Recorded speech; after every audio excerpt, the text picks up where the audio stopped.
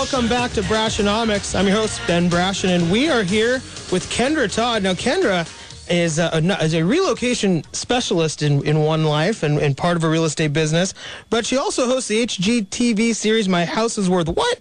And a regular real estate contributor for Fox News Channel, CNN, MSNBC, and also is a Yahoo real estate columnist, and you've been featured in Time, Forbes, and the Wall Street Journal. Not a bad resume.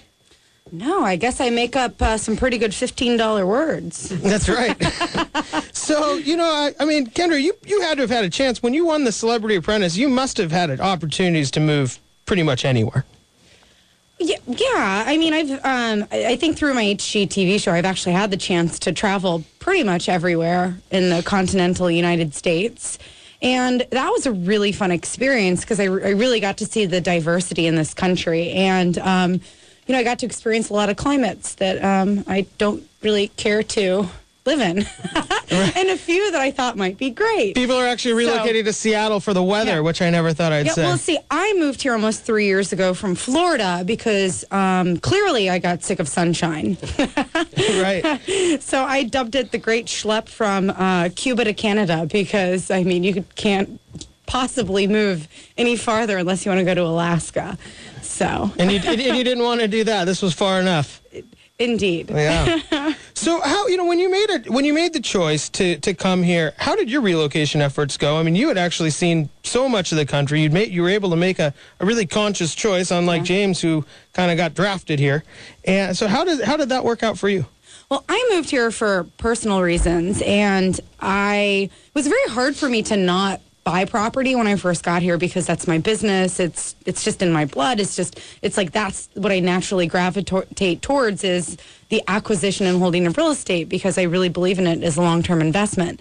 But I also recognize that right now is really an incredible time to be buying real estate if you just keep your eye on the market and watch interest rates. And right now values are really, really good in the Pacific Northwest. So plus, I had no clue where I wanted to live. So, I kind of did the same thing as James is that I've been here about 3 years, and I've lived in a couple different areas and kind of did the same thing. I initially moved downtown, and I lived a block from the market, and it was awesome. I mean, and like all the fruit and veggie stand guys saw me in my PJs every morning, walking my dog with my furry slippers and my hair out to here. And, it was great. And, being by the Space Needle. And I think that's the initial Seattle experience that a lot of people want to have. And I think so they naturally gravitate towards the downtown area. And after a little while, I started really exploring the other neighborhoods. I knew I wanted to stay in the sort of core Seattle area. So I ended up relocating over to the Fremont, Wallingford area. And I haven't purchased a home yet because I still, I'm coming up on those 3 years, and being in real estate myself, I've really gotten a really clear understanding of really where the great values are in our area. So it's been a real eye-opening experience. There are so many things that people struggle with, I think, when they move from one area to another, especially when they're drastically different in climate and culture and architecture and in pricing. And I see it a lot with people who are leaving California is that they move pretty much anywhere else and they think, what a deal, Just price-wise. Yeah, it's a steal. And, I tend to see my California clients overpay for properties because it seems like it's this incredible deal because it's so much less money and it's more house for your dollar. And, it's really important to sort of get a firm grasp on really what is a good value in the area that you're moving to and sort of just take your time. I have a lot of clients that have just, fallen in love with the house and bought, and then a year later they call me and say, I want to move because I didn't think it through or I didn't rent in the area first. And I don't think that's a bad idea when you know that you're going to be staying in a certain community. Certainly it's hard, I think, when you're if you're in some type of sport where you're going to be transferred consistently every 3 or 4 years, or if you're in the military, it's kind of hard sometimes to make those long-term commitments to purchase. So I really give you kudos for saying you're going to make Seattle your home. Not a bad neighborhood either. It's like 5 minutes from my office. Green Lake it's awesome to walk in the summer. Yeah. So I mean, so when you talked about taking time. Is there an amount of time? Is 3 years sound like the right thing whenever you're making a decision to move? The right time to explore a city, or is it just is it infiltrating yourself? I think a year is good.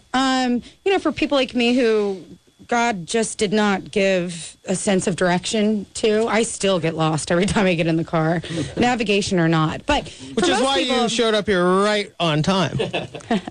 That's just a gift. I think a year is good. And I think that people really felt rushed to buy over the last 5 to 7 years immediately because the market was it was going gangbusters. Especially, I was in Florida where we were having 50, 60% appreciation year over year. So if you wanted to buy, you had to buy then, or you were going to pay almost twice as much for the house. But now we're in a declining market where it actually will benefit you to wait and to find that perfect neighborhood and that perfect home because interest rates are still low. Washington, D.C. is still a hot mess, and they're not anywhere near close to figuring it out. So I think a year is pretty good. I only waited 3 years because I wasn't sure if I was going to stay here, and I have a portfolio of real estate in Florida, which is sadly underwater. Al Gore was right. Florida's underwater, just not in the way he thought. Yeah. So when you moved here, do you see an influx of people? I've heard about the Seattle freeze. Have you heard of the Seattle freeze? Where they say it's hard for people to move to Seattle to make friends with other people in Seattle. Is that something that you've seen or heard of? I think I have an unfair advantage, but I would say that people are definitely a little more passive here than they are in other areas. I think a lot of people in Seattle are from Seattle. Yeah, it just recently became this transient city. So I would have to. People are comfortable. I think they're in their rhythm. They got their friends, their circle. We went to a lot of us. We went to high school with the same people. Then we went to college. I know with them. all your friends. You do. You're like legendary. I'm like, I finally meet you. So, do you see a lot of people moving to Seattle though? Because I think it's just becoming a more transient city now. Oh, certainly. We've just got such big industry here.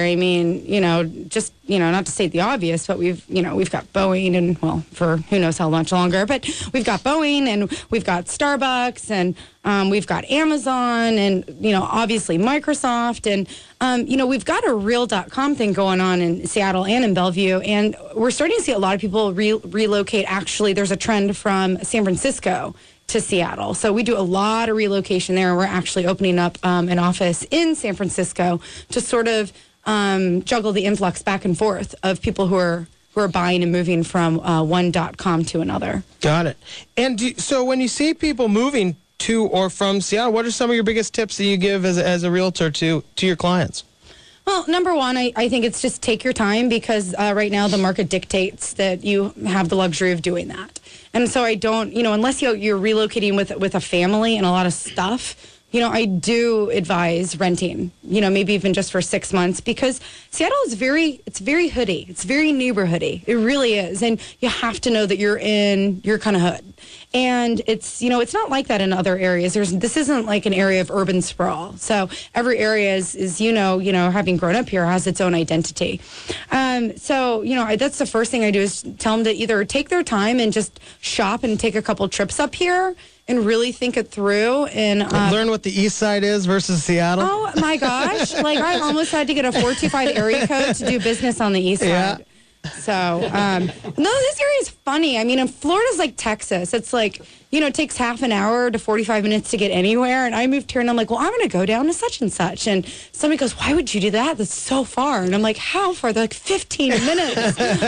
But you have to take the bridge, and that's the hard part. I know. That's the hard part. But there is a difference between the East Side and the West Side. And so that's number one, is just really learn the area. Number two is get a firm grasp on just the values. What's a value? If you're moving from an area where, you can barely afford to buy a fixer-upper for $500,000, and, when you move here, you're going to be like, sweet, I can, get a decent home for $300,000 in the right area. And then so I just want to make sure that people don't overpay.